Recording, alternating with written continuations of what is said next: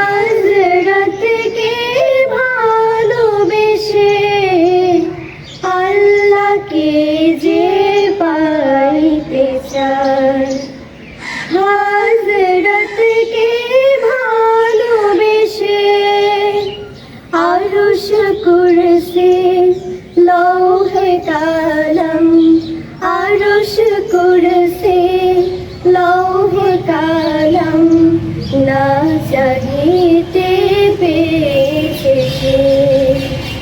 হযরতকে ভালোবেসে আল্লাহকে যে পাইতে চায়, রসুল নামে রশিদ